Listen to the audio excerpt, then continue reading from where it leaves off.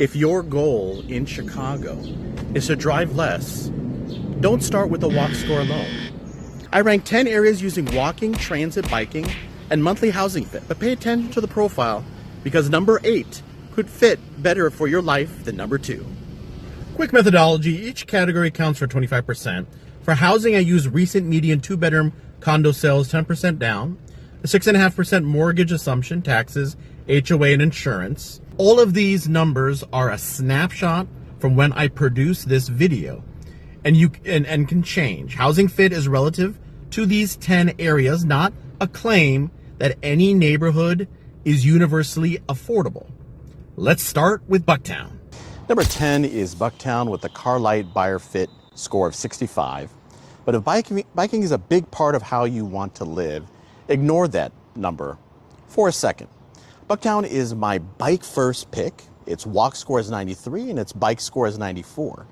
And you have the 606 right there, Damon and Milwaukee corridors, nearby restaurants, bars, coffee, and a lot of daily life that doesn't require getting into a car like this Holstein Park sign behind me. For walking BUCKTOWN could be higher on your personal list. What crushes it in my ranking was housing cost. The median 2-bedroom, 2-bath condo price in my data was about $565,500. It was the highest of the 10 areas. So BUCKTOWN is not my value pick. It is the bike first pick for somebody willing to pay more for that location and lifestyle. Number 9 is BUENA Park at about 73. And this is for someone who wants lakefront living without being right in the middle of Lakeview East. BUENA Park gives you quick access towards the lake, strong bus service, red line access depending on the exact block, and plenty of condo buildings along and around the Sheridan corridor. It can feel calmer than Lakeview East while still giving you a very urban day-to-day life. But here's the catch.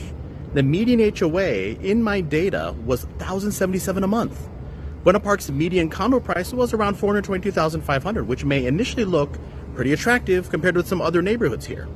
Then you see that assessment.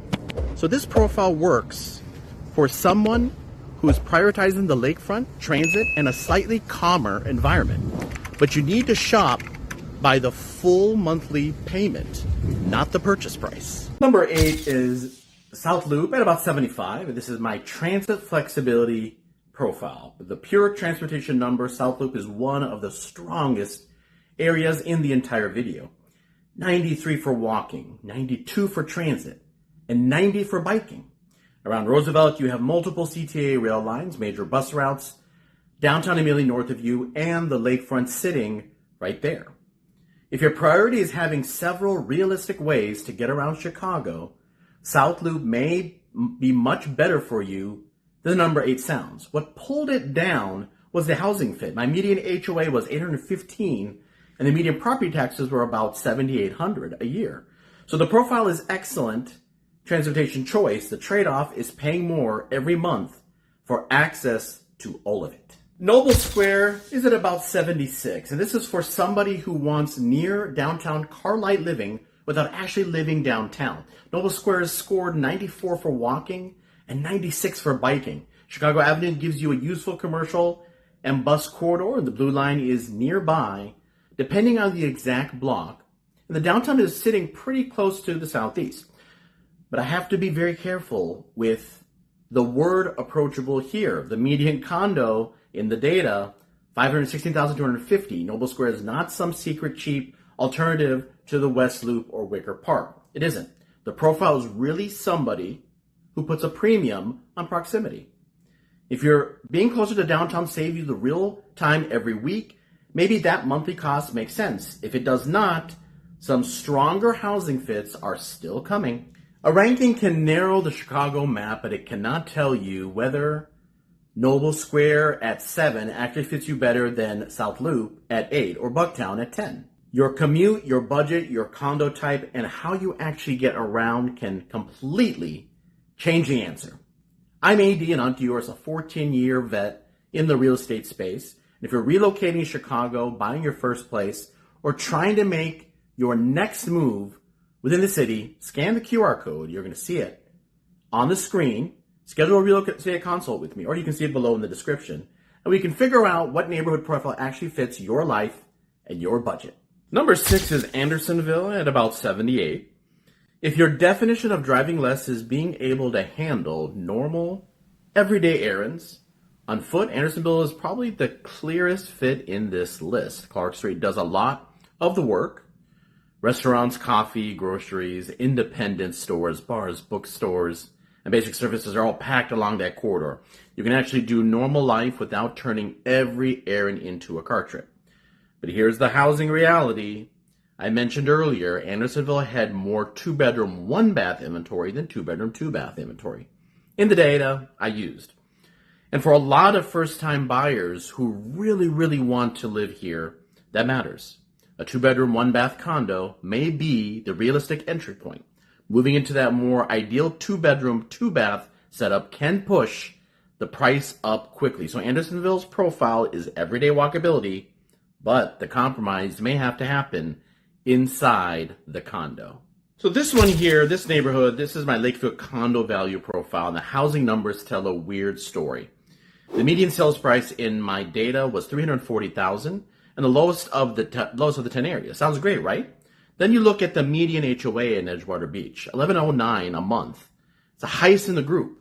And this is exactly why purchase price alone can mislead a condo buyer. Along Sheridan Road, Lakefront corridor, you have a lot of condo buildings in the Edgewater Beach neighborhood, a lake right outside the neighborhood. Strong bus service and rail access further west depending on exactly where you live. So if your profile is lakefront condo living, Edgewater Beach deserves serious attention. Just understand exactly what that HOA covers before deciding you found the bargain of the list. The profile here is relative value, and relative is doing a lot of work in that sentence. Avondale is not cheap. I do not want to pretend Chicago has some secret collection of cheap urban neighborhoods nobody knows about. But compared with BUCKTOWN and some of the more expensive housing around Logan Square, this monthly housing fit was much stronger. Around the Belmont Blue Line, you have rail access to 77 Belmont bus, restaurants, bars, and a lot of that northwest side energy. But Avondale is not equally car light everywhere.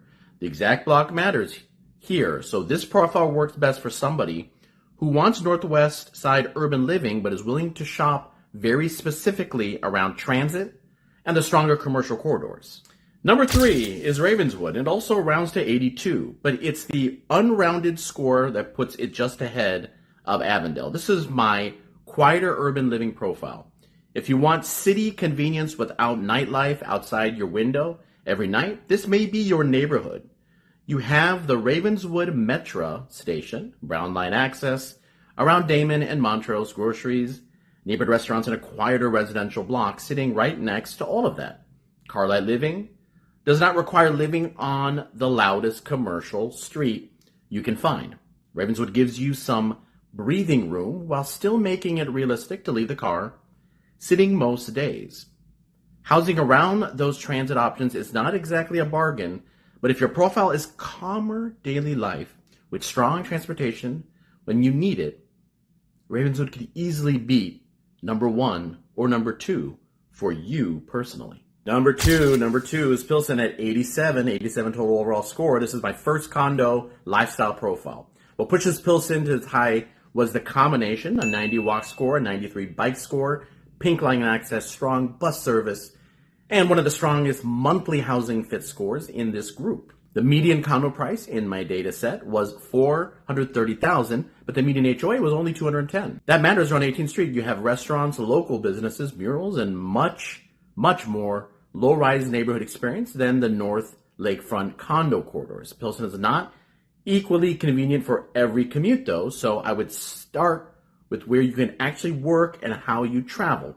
But if you are buying your first condo and want a neighborhood where you can build a pretty full life without defaulting to the car, Pilsen makes a very strong case. Drum roll, folks. Number 1 is Logan Square, the 88 overall score. The profile here is a nightlife without constantly needing rideshare. Logan Square gives you a 91 walk score, 93 bike score, multiple blue line stations, and Milwaukee Avenue running through a lot of the restaurants, bars, coffee shops, and everyday destinations that make this lifestyle work. What surprised me was the housing side. In this particular group, Logan Square had the strongest monthly housing fit, with a median condo sale of around $414,500 and a median HOA of $328. Now, do not hear that and walk away thinking that I just called Logan Square cheap. Oh, no. I did not. This is a relative to these 10 areas. And remember, the data is a snapshot. But when you combine housing number with the walking, biking blue line and the ability to go out without planning every trip around a car, Logan Square came out number one. But again, profile over rank. If nightlife barely matters to you and you want a quieter residential life, Ravenswood at number 3 may still be the better choice. So that is the ranking. Congratulations, you made it. But I would not use this as a shopping list. BUCKTOWN finished 10th and could still be the right answer if biking is your priority. Edgewater Beach had the lowest median purchase price in this group and the highest median HOA.